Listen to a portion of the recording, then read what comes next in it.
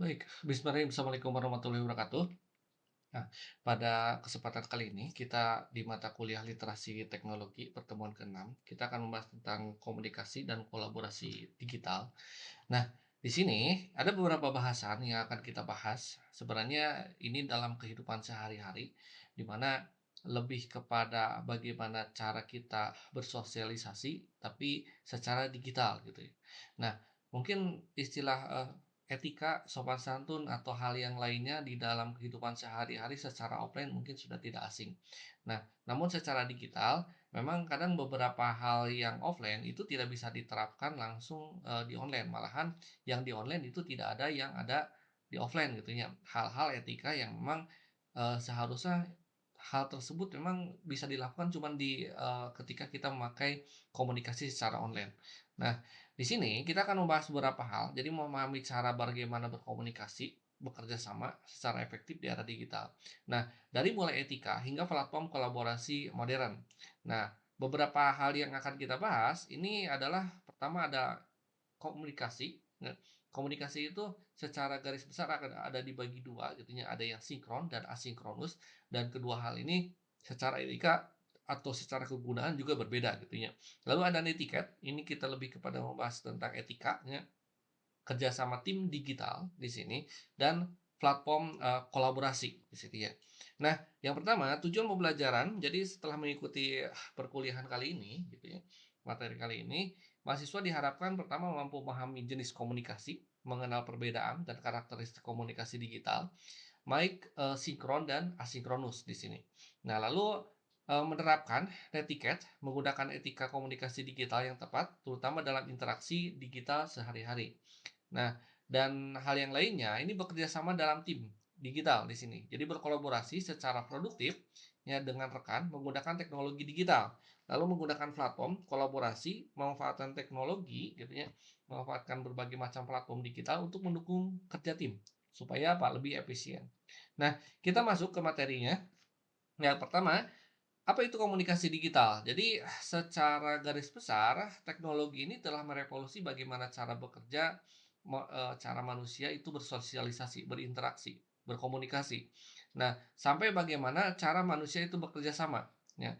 Dan batasan ruang, waktu itu sudah tidak menjadi hambatan lagi zaman sekarang. Kita bisa berkomunikasi, bekerja sama, ya, atau mungkin juga melakukan, suatu pekerjaan dengan orang di belahan dunia yang lainnya gitu ya, dalam waktu yang dan tempat yang berbeda. Nah, jadi waktu dan batasan, ruang komunikasi sekarang gitu ya, itu dapat dilakukan kapan saja, di mana saja, dan bisa dilakukan di seluruh dunia gitu ya, dengan jaringan internet yang ada di sana atau memadai. Nah, lalu kolaborasi secara online. Jadi tim juga itu dapat bekerja sama, tanpa harus berada di lokasi yang sama zaman sekarang itu ya. Dan memang itu adalah menjadi suatu kunci keberhasilan, di mana hal yang memang bisa selesaikan gitu ya, dalam waktu yang lebih lambat ya, maka bisa diselesaikan dalam waktu yang lebih cepat. Contohnya gitu ya, ketika terjadi suatu masalah di perusahaan dan harus mengadakan rapat gitu ya, harus mengadakan, pemecahan masalah, berkomunikasi, berunding gitu ya. Maka ketika offline tidak ada secara komunikasi secara digital, maka harus diatur dulu jadwalnya. Kapan, di mana, tepatnya gitu ya. Lalu akomodasinya sampai mungkin juga konsumsinya dan segala macam gitu ya. Hal-hal tersebut harus diperhatikan, harus mungkin disiapkan gitu ya. Dan akhirnya waktunya itu harus lama ya. Dan tidak bisa, langsung ketika terjadi suatu masalah langsung adakan rapat darurat, mungkin harus membutuhkan waktu lama untuk persiapan. Nah, atau mungkin beberapa waktu kalau seandainya tempatnya dekat. Tapi ketika sudah ada komunikasi digital, maka ketika terjadi suatu masalah di perusahaan gitu ya, kita bisa langsung rapat dadakan secara online, kapan saja, di mana saja, sambil rebahan juga bisa gitu ya. Asal otak kita tetap bisa berpikir di sana. Nah, hal tersebut itu mempermudah, mempercepat ya. Nah, lalu itu adalah menjadi suatu kunci berhasilan, terutama dalam kerja tim gitu ya, yang memang harus diselesaikan mungkin 2 3 hari gitu ya. Mungkin kalau sekarang tidak usah 2 3 hari gitu ya, mungkin dalam satu hari atau beberapa jam juga sudah beres gitu ya, ketika kita melakukan perundingan dalam pemecahan masalah. Nah, dasar komunikasi, jadi apa itu dasar komunikasi digital? secara garis besar, komunikasi digital ini adalah proses penyampaian informasi melalui media digital. Nah, dengan memanfaatkan internet atau teknologi komunikasi yang modern di sini. Apa saja teknologi modern itu yang mungkin sering dipakai sekarang gitu ya, contohnya email. Nah, pesan tertulis yang memang dikirim melalui email. Kalau zaman dulu mungkin kita menulis, zaman saya gitu ya, kalau zaman mahasiswa sekarang mungkin, sudah jarang. Kita menulis sebuah surat ya, lalu dikirim ke kantor pos, harus ada materai dan segala macam gitu ya. Nah, dan hal-hal tersebut harus, dikirimnya itu atau sampainya itu lama gitu ya, mungkin butuh beberapa hari. Tapi zaman sekarang ngirimkan email itu akan cepat ya, langsung sampai cuma beberapa detik di sini. Nah, lalu chat. Chat ini adalah percakapan teks yang memang secara langsung dan tidak langsung itu mempermudah kita berkomunikasi atau menjawab ketika kita sedang sempit di sini. Dan ada video call di sini. Ini komunikasi tatap muka melalui perangkat digital. Kalau zaman dulu cuma bisa berkomunikasi, ada Telegram menggunakan sandi Morse, ke sininya menggunakan suara, telepon, ke sininya mungkin video call. Ke sananya ketika sudah diprediksi, contohnya ada beberapa produk seperti Apple Vision di sana gitu ya. Nah, orang bisa berkomunikasi dengan hologram. Jadi pergabungan antara teknologi VR dan AR. Seolah-olah seseorang secara 3 dimensi itu ada di hadapan kita gitu ya. Asalkan kita menggunakan perangkat seperti kacamata Apple Vision gitu, maka kita bisa melakukan komunikasi seolah-olah orangnya ada di hadapan kita secara 3 dimensi di sini. Dan itu mungkin di masa depan yang akan datang.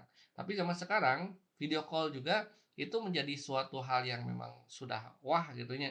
Dan kita bisa melihat keadaan, beberapa, tempat, mungkin atau mungkin juga keluarga yang jauh gitu ya, ketika kita melakukan video call di sana. Nah, lalu, 2 jenis komunikasi utama untuk digital secara garis besar, secara, eee, pembagian itu dibagi 2. Tapi ini berdasarkan waktu responnya gitu ya. Jadi pengiriman dan penerimaan dan kedua hal ini memang berbeda gitu ya, penggunaannya. Pertama ada komunikasi sinkron. Jadi komunikasi sinkron ini komunikasi yang dilakukan secara real time. Pengiriman dan penerima itu berinteraksi dalam waktu bersama-sama. Contohnya apa? Yang tadi, video call atau teleponan gitu ya. Jadi harus ada respon dulu dari, pihak sana gitu ya atau pihak lawannya. Maka kita bisa berkomunikasi secara dua arah dan itu dalam waktu yang live ya, yang, real time di sini. Nah, lalu ada komunikasi asinkron. Nah, berbeda dengan komunikasi sinkron, asinkron ini komunikasi yang memang tidak berjalan secara langsung. Jadi ketika, sampai itu responnya mau kapan saja, di mana saja, atau ketika terjadi suatu gangguan tiba-tiba ada internet baru bisa sampai, gitu ya.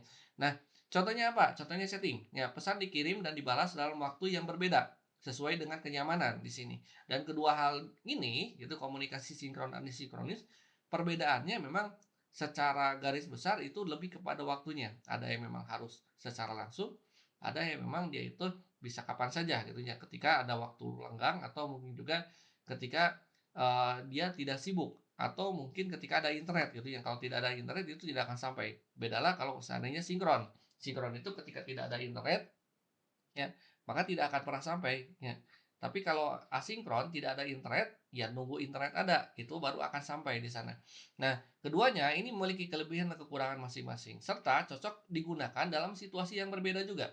Nah, lalu di sini bagaimana komunikasi sinkron? Secara real time. Jadi komunikasi sinkron ini memungkinkan interaksi secara langsung, respon yang instan di sini antara dua pihak atau mungkin juga lebih ya, secara bersama-sama. Contohnya apa? Google Meet ya, atau Zoom Meeting atau mungkin juga live chat di sini gitu ya. Dan respon yang memang membutuhkan interaksi yang cepat, umpan balik yang memang segera di sini. Itu komunikasi sinkron. Cocoknya yang sinkron itu digunakan untuk apa? Ketika urgent, ya, ketika memang, dia itu benar-benar punya waktu luang di sini, ya. Dan memang ketika kita melakukan komunikasi sinkron, kita harus memperhatikan waktu, itu yang paling penting, ya. Nah, lalu keterbatasan komunikasi sinkron. Jadi meskipun menawarkan interaksi secara langsung, secara live, ya real time, komunikasi sinkron ini memiliki jumlah keterbatasan yang memang perlu dipertimbangkan. Pertama, keselarasan waktu. Jadi tidak semua peserta, tidak semua orang itu bersedia pada waktu yang sama. ya. Jadi kadang-kadang dia sedang sibuk, dia sedang nyupir kendaraan gitu ya, dan itu tidak bisa nelpon secara langsung, ya, malahan itu berbahaya, nelpon sambil supiran gitu ya, atau sambil nyetir di sini. Dan itu mengurangi fleksibilitas dari sisi jadwal. Nah, hal yang lainnya yang tadi disebutkan, ada ketergantungan internet atau ketergantungan jaringan. Jadi kualitas komunikasi yang sangat bergantung sekali dengan stabilitas, ya. Jadi kalau seandainya internetnya kurang bagus, koneksinya kurang bagus, maka putus-putus, malahan mungkin tidak akan bisa nyambung, ya. Tidak akan bisa ada responnya di sini. Nah, dari gangguan fleksibilitas di sini, ini sulit digunakan oleh pihak yang memang berada di zona waktu yang berbeda. Terutama memiliki dia itu sedang orang sibuk atau jadwalnya sangat padat gitu ya. Nah, lalu bagaimana komunikasi asinkron atau tidak langsung? Jadi komunikasi asinkron ini sebenarnya memiliki kebebasan waktu di sini. Cuman memang kita harus sabar gitu ya, ketika memang dia itu sedang sibuk, kita melakukan chat, ya sabar dalam membalas chatnya gitu ya. Nah, lebihnya itu sebenarnya lebih nyaman untuk orang yang memang, dia itu sedang sibuk, ya, dan memang membutuhkan, waktu, ya, atau mungkin juga waktu senggang ketika dia itu harus membalasnya. Nah, pesan yang dikirim dan dijawab itu juga sesuai kenyamanan masing-masing pihak. Contohnya apa? Email gitu ya. Ini sebenarnya pesan formal, bisa dibahas kapan saja gitu ya, tergantung urgensi atau ketersediaan waktu. Lalu ada forum diskusi juga sama, nah ruang tanya jawab itu membagi ide dan bisa diakses kapan saja, di mana saja ketika dibutuhkan. Dan hal yang lainnya seperti LMS, ya. Ini platform seperti contoh Google Classroom. Nah, ini untuk interaksi yang memang antara dosen dan mahasiswa atau mungkin juga Unmaku juga sama. Nah, itu adalah komunikasi asinkron. Nah, bagaimana perbedaan sinkron dan asinkronus di sini? Kalau sinkron, ini untuk penjawaban suatu pertanyaan itu cepat, interaktif, dan memang butuh waktu secara bersama-sama gitu ya. Jadi ketika kita membutuhkan suatu keputusan, melakukan suatu telepon secara sinkron ya atau Zoom atau live chat gitu ya, maka apa yang ditanyakan itu akan langsung dijawab ya, karena memang ada hari itu ya. Nah, sedangkan komunikasi asinkron ini lebih fleksibel, lebih teratur, tidak real time gitu ya. Contohnya email, forum, LMS dan yang lainnya. Nah, pemilihan dua jenis komunikasi yang berbeda ini sangat bergantung pada konteks dan tujuan serta kondisi pihak tertentu yang terlibat di sini gitu ya. Nah, gunakan sinkron ketika memang dia itu diskusinya mendesak. Contohnya seperti brainstorming ya, mencari ide-ide gitu ya, mengumpul ide-ide, memecahkan suatu permasalahan. Nah, keputusan yang cepat itu membutuhkan umpan balik secara langsung. Maka lakukan secara sinkron di sini gitu ya, urgent gitu ya. Nah, lalu asinkron ini ketika kita berbagi informasi, laporan, topik, atau mungkin memerlukan waktu berpikir yang matang gitu ya. Nah, maka kita lakukan asinkron. Nah, dari dua jenis komunikasi ini, maka ada hal yang memang harus diperhatikan. Ya, terutama yang ini, netiquette. Jadi etika komunikasi digital. Apa itu netiquette? Jadi netiquette itu adalah seperangkat aturan, sopan santun, etika, komunikasi yang memang perilaku yang harus baik ya secara online di sini dalam interaksi di dunia digital. Nah, sama seperti etika di dunia nyata, ya, maka dunia maya juga itu memerlukan etiket, ya. Maka disebutnya suatu netiquette. Nah, ini memastikan komunikasi digital berlangsung secara hormat, jelas, dan bertanggung jawab.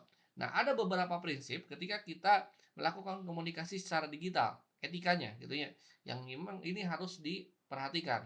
Nah, yang pertama, jadi hal-hal tersebut ini akan berguna sekali bukan antara komunikasi antar dosen dan mahasiswa, atasan dan bawahan gitu ya. Orang lain juga sama sebenarnya ya. Nah, maka adab juga itu penting ya, terutama dalam komunikasi secara digital di sini. Pertama, prinsip netiquette ini secara garis besar ada 5 ya.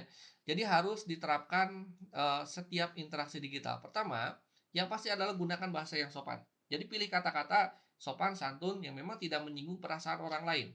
Ya, apalagi orang yang memang tidak dikenal gitu. Siapapun, kita tidak bisa memandang background dia itu seorang orang pendidikan tinggi, rendah gitu ya, kaya, miskin ya, atau ras atau agama yang lainnya, kita tetap bisa harus melakukan hal yang sopan di sini gitu ya. Nah, Meskipun memang kalau seandainya kita sudah bersahabat, kadang-kadang ketika kita komunikasi, ya memang sudah tidak canggung lagi gitu ya. Bahasa-bahasanya kadang-kadang, agak kurang sopan. Tapi hal-hal tersebut gitu ya, itu tidak bisa dilakukan kepada semua orang gitu ya. Nah, jadi hal yang memang dilakukan antar sahabat, itu mungkin karena ada saling keterikatan ya emosional ya, atau mungkin juga sudah saling kenal, itu tidak masalah. Tapi ketika kita, ngobrol dengan orang yang lebih tua, orang yang mungkin juga orang lain lah, apapun gitu ya, dengan, background apapun ya. Nah, maka bahasa yang sopan itu penting, ya.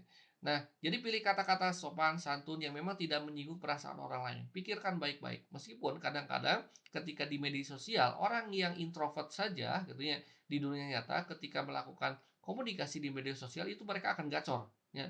Karena sesuatu hal yang ada di pikirannya, itu bisa diketik secara lancar. Yang biasanya komunikasi terbata-bata, ya di dunia nyata, ketika dia komunikasi dunia maya, melakukan pengetikan, dia itu bisa panjang lebar gitu ya, apa yang di otak dia itu bisa dibudalkan semuanya. Nah, tapi tetap kita harus melakukan bahasa yang sopan. Nah, lalu hindari huruf kapital berlebihan. Jadi kalau di dalam huruf kapital ketika kita ngechat, itu seolah-olah kita itu sedang berteriak, ya.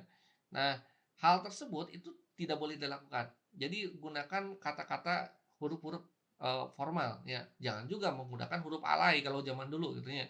Yang memang tidak dimengerti, banyak singkatan-singkatan kalau zaman SMS yang memang karakternya itu terbatas gitu ya, cuman berapa, 350.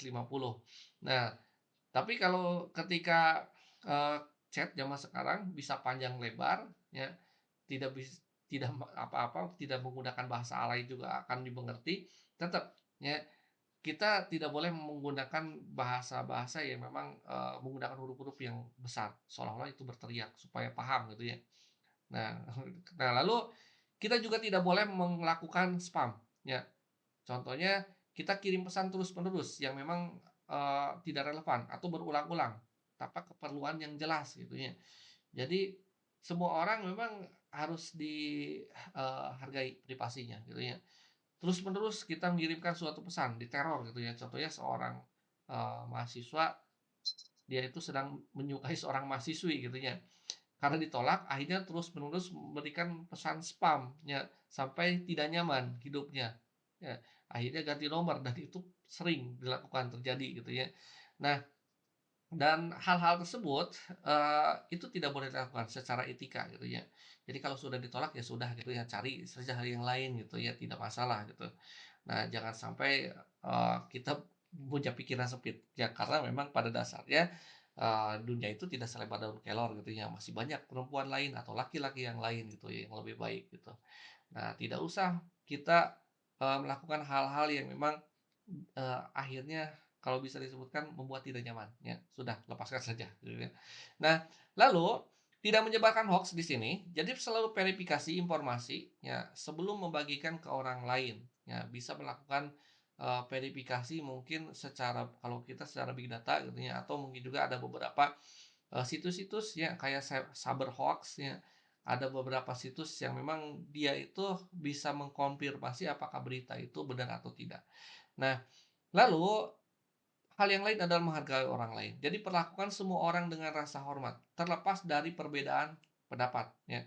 Nah, meskipun kalau bisa disebutkan Indonesia itu salah satu negara dengan netizen yang barbar, ya. Dengan bahasa-bahasa mutiara ketika seorang gamers itu melakukan, apa ya, live gitu ya, dan segala hal. Nah, dan hal tersebut itu tidak bisa dilakukan, ya, apalagi, ketika kita berkomunikasi secara digital gitu. Karena memang yang bisa disebutkan ya adab juga itu perlu di sini. Nah, lalu netiquette dalam email. Nah, ini akan Anda terapkan ketika Anda contoh melakukan lamaran pekerjaan. Jadi di dalam ketika kita mengirimkan email, nah bukan cuma untuk tugas kuliah saja. Ketika mengirimkan suatu pesan ya ke orang lain, kita juga harus memikirkan beberapa hal yang memang harus kita perhatikan. Jadi emailnya atau sarana komunikasi formal yang utama itu di lingkungan akademik, profesional itu sering dilakukan. Tapi memang kalau seandainya di lingkungan, yang memang non formal juga gitu ya, tetap gitu hal-hal etika juga harus diperhatikan, apalagi yang formal. Kalau yang formal memang harus diperhatikan beberapa hal gitu ya. Nah, ini ada beberapa panduan ketika Anda melakukan, contoh komunikasi menggunakan email, apakah untuk tugas atau mungkin juga kalau seandainya Anda mau melamar pekerjaan, ya hal ini harus diperhatikan. Pertama, gunakan subjek yang jelas. Jadi tulis subjek di email Anda gitu ya, agar penerima itu langsung memahami apa sih tujuannya gitu ya.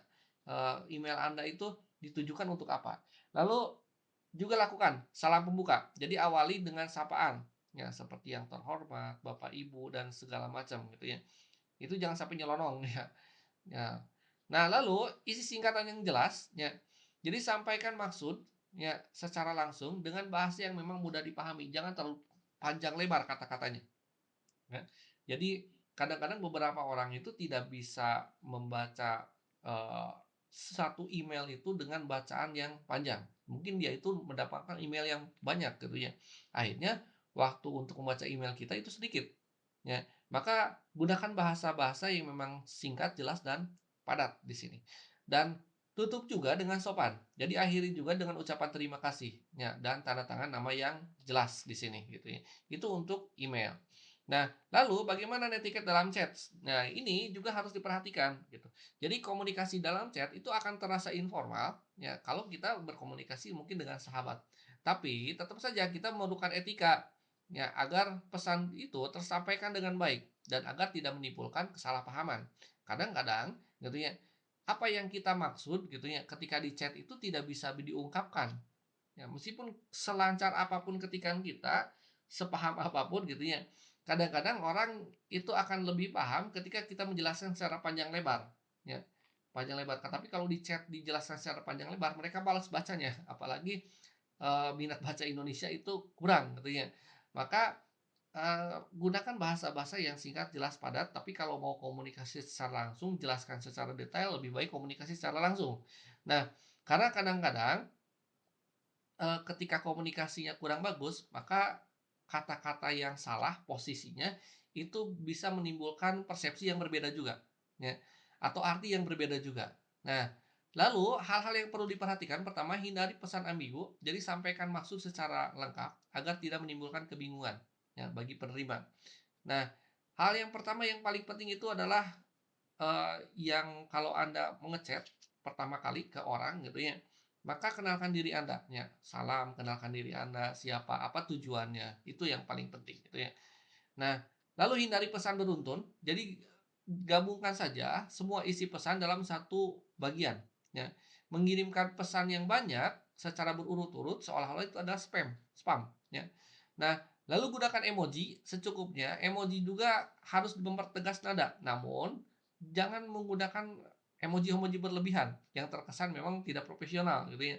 Kalau mungkin emoji tangan seperti ini mungkin itu adalah suatu hal yang formal, yang bagus gitu ya, atau amin gitu, dan segala macam. Tapi kalau emoji-emoji yang memang informal kayak lope gitu ya, love dan segala macam itu tidak boleh dilakukan untuk semua orang gitu. Dan, gunakan emoji yang secukupnya dan emoji yang memang supaya apa, supaya bisa kita mengungkapkan perasaan kita gitu ya. Tapi perhatikan juga kepada siapa kita memberikan emoji tersebut ya, dan hindari emoji-emoji yang memang, bisa memberikan hinaan gitu ya. Banyak emoji yang memang bisa memberikan hinaan ya, macam-macam, aneh-aneh gitu ya. Jadi gunakan emoji yang sopan juga sama. Nah, lalu perhatikan waktu pengiriman, ini penting. Jadi hindari pengiriman di luar jam kerja larut, kecuali memang sangat mendesak. Ya, di Australia, seorang pimpinan atasan itu tidak boleh melakukan chat, komunikasi ya, secara langsung ya, ketika karyawan itu sedang libur. Ya, jadi ketika dia itu libur, lalu disuruh kerja apalagi gitu ya, atau melakukan komunikasi khusus untuk pekerjaan itu tidak diperbolehkan. Bahkan beberapa ada yang didenda juga gitu ya. Nah, karena apa? Karena ya memang semua karyawan, semua orang itu membutuhkan waktu luang, terutama mungkin untuk keluarganya di waktu libur, untuk istirahat gitu ya. Nah, sama halnya ketika kita mengirimkan pesan, jangan kirimkan pesan pada waktu malam ya, atau di luar jam kerja. Malam-malam, tengah malam gitu ya, di grup kita melakukan chatting, ya orang yang sedang tidur tiba-tiba ada pesan. Nah itu juga jangan ya. karena akan mengganggu juga gitu. Siapa tahu memang HP-nya tidak dinonaktifkan atau notifikasinya tetap hidup. Akhirnya belnya akan tetap ada gitu ya. Yang memang bel itu diperuntukkan untuk, hal-hal yang urgent gitu ya, mungkin ada, saudara yang sakit atau saudara yang memang memerlukan gitu ya, maka si handphone itu akan tetap hidup. Tapi ketika kita melakukan chatting yang memang pesan itu tidak terlalu penting gitu ya, di grup apalagi, itu akan mengganggu orang. Ya, itu jangan dilakukan di sini. Nah, perhatikan waktu pengiriman di sini ya. Lalu, hal yang lainnya di sini, kerja tim digital. Nah, ini kerja tim digital, jadi yang tadi disebutkan, zaman sekarang memecahkan masalah itu akan lebih cepat karena ada sistem digital. Jadi kerja tim itu bentuk kolaborasi, kemanfaatan teknologi dengan platform digital untuk mencapai tujuan bersama. Malahan ada beberapa framework, ada beberapa tools, aplikasi yang memang diperuntukkan untuk melakukan pekerjaan secara proyek. Ya, kita bisa melakukan pemantauan dari mulai keuangan, progres kerja, atau mungkin juga kinerja karyawan, melakukan aplikasi tersebut. Nanti ada beberapa jenis aplikasi gitu ya, terutama dalam manajemen proyek. Nah, pertama, kerja tim digital itu ya, lebihnya itu apa? Pertama, tanpa batasan lokasi. Jadi semua anggota tim itu bisa bekerja sama di negara mana saja, zona waktu apa saja yang berbeda. Kita bisa melakukan Zoom meeting gitu ya. Nah, dan berbasis platform digital, seluruh koordinasi komunikasi itu diselesaikan ya melalui alat digital. Nah, dan memang berorientasi pada tujuan, itu fokus pada hasil bersama. Nah, dan memang hasil bersama di sini, pembagian peran, tanggung jawab itu akan lebih jelas di sini ya. Dan itu kerjasama tim digital. Nah, lalu bagaimana tantangan kerja tim digital? Pertama, meskipun menawarkan fleksibilitas, mau bisa dikerjakan kapan saja, di mana saja, gitu ya. Tapi memang ada beberapa tantangan yang memang harus dihadapi ketika kita melakukan kerjaan remote gitu ya, atau kerjaan secara digital. Pertama, kadang terjadi miskomunikasi. Pesan teks itu rentan disalahartikan, salah kata, salah posisi gitu ya. Nah, itu bisa beda persepsi. Ya, karena memang ya terbatas pesan teks itu gitu ya. Nah, apalagi orang yang memang ribet menjelaskan secara gamblang gitu ya. Akhirnya persepsinya akan berbeda-beda. Nah, lalu ekspresi wajah juga berbeda, ya. Nada suara juga akan berbeda di sini gitu ya. Dan itu bisa memberikan persepsi yang berbeda. Akhirnya terjadi suatu miskomunikasi. Lalu kurang interaksi secara langsung. Nah, hubungan tim itu akan sulit gitu ya karena memang terbangun tanpa tatap muka yang cukup. Akhirnya chemistry kadang-kadang itu tidak terbangun gitu. Dan itu suatu kekurangan dalam komunikasi secara digital. Hal yang lainnya ada perbedaan zona waktu. Nah, koordinasi ini menjadi rumit. Kadang-kadang anggota itu berbeda zona waktu ya. Nah, yang tadi disebutkan kita ngechat di sini mah masih siang hari, ternyata ngechat orang Arab, di sana sudah malam hari gitu ya. Nah, ternyata mengganggu waktunya, mengganggu waktu istirahat. Nah, hal tersebut itu menjadi suatu tantangan juga. Maka perhatikan juga gitu ya, ketika kita memberikan pesan, ya perhatikan juga zona waktu yang memang teman kita itu sedang jam berapa di sana. Nah, lalu koordinasi juga kadang sulit. Ini memastikan semua anggota selaras dalam pekerjaan, membutuhkan sistem yang sangat ketat di sini. Nah, lalu strategi efektif dalam tim digital, ya. Nah, pertama, komunikasi itu harus jelas, ya. Jadi gunakan bahasa yang lugas, hindari ambiguitas, dan memang setiap pesan itu harus ringkas, jelas, padat, ya. Dan tidak boleh ada salah arti. Nah, lalu pembagian tugas juga itu harus terstruktur. Biasanya menggunakan beberapa software itu bisa dilakukan supaya apa? Contohnya saya memberikan suatu tugas, tugasnya membuat suatu buku gitu ya. Nah, dikerjakan secara digital, mungkin menggunakan beberapa aplikasi ya atau Google Drive lah atau apapun itu. Diakses secara bersama-sama gitu. Nah, lalu ketika diakses satu orang mengerjakan bab satu orang bab 2 satu orang bab 3 gitu ya. Dan itu komunikasi harus jelas, pembagian kerja juga jelas gitu ya. Itu terstruktur. Nah, lalu manfaat tools kolaborasi digital, gunakan tools yang sesuai untuk memudahkan koordinasi ya, dan dokumentasi pekerjaan.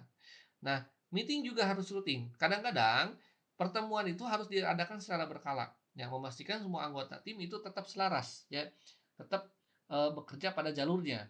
Dan transparansi progres juga harus diperlihatkan.